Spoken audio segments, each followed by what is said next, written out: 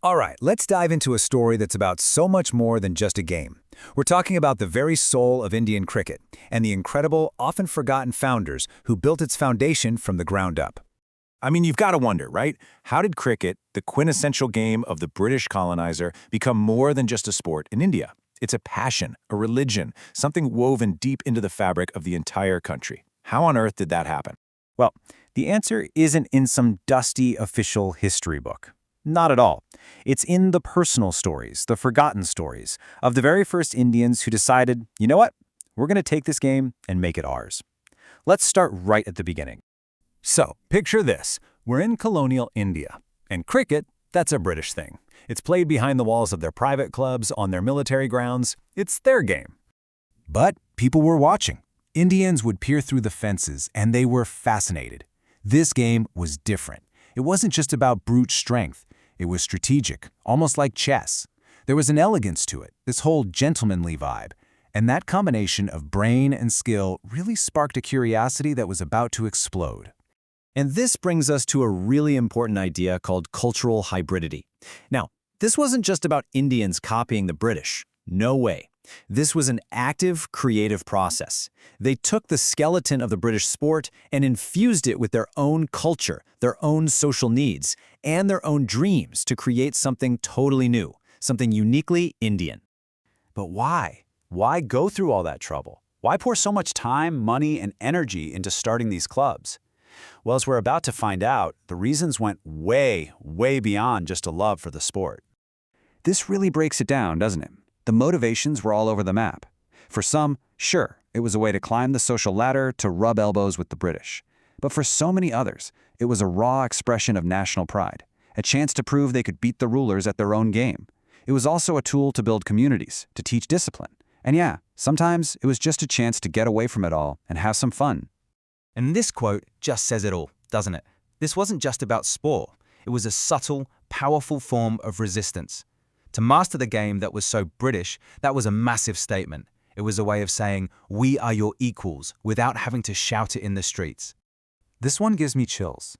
In a society that was so deeply divided by things like caste, the cricket club became this little bubble of equality. Social rules were left at the gate. On that field, for a few hours, none of that mattered. You were just one team. That was a revolutionary idea at the time. But look, starting a club wasn't as easy as just getting a bat and ball. These founders were operating in a really complex, sometimes hostile, colonial system. And to succeed, they needed a whole different skill set. These guys had to be more than just athletes. They were entrepreneurs, they were diplomats, they were absolute masters of social strategy. They knew how the world worked, and they knew exactly how to pull the right levers to get things done. So this was basically their playbook. First, get powerful people on your side, both wealthy Indians and influential Brits. You need friends in high places. Second, figure out how to navigate the maze of British bureaucracy, just to get a piece of land to play on. Third, get really, really good at fundraising, stretching every single rupee. And fourth, and this is the really brilliant part, they learned to speak the language of the colonizers. Okay, this is where their genius really shines. The British were always talking about their civilizing mission, how sports teach things like order and discipline. The founders basically said, you're absolutely right, and they used that exact rhetoric.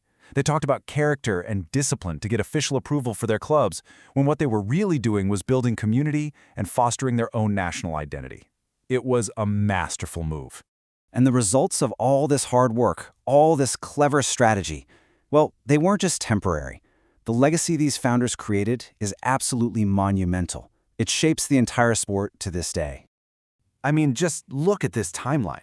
You can draw a direct line from those first tiny clubs in the 1890s to India playing its first international match in 1932, all the way to today, where India is an undisputed global cricket superpower.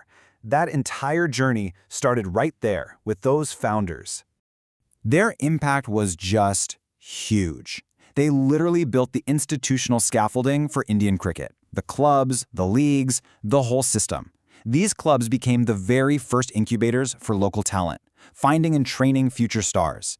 They brought people together, and maybe most importantly, they started creating a style of cricket, a culture of cricket, that was uniquely Indian. So when you think about the unbelievable passion for cricket in India, just remember, It wasn't an accident. It was built, piece by piece, by the vision and the strategic genius of these pioneers. They looked at a simple game and saw the potential to build something so much bigger. Will you see the echoes of those first founders in every play? That quiet resistance, that fierce community building, that forging of an entire national identity, all happening on a 22-yard pitch? Because their story, that's the real story of Indian cricket.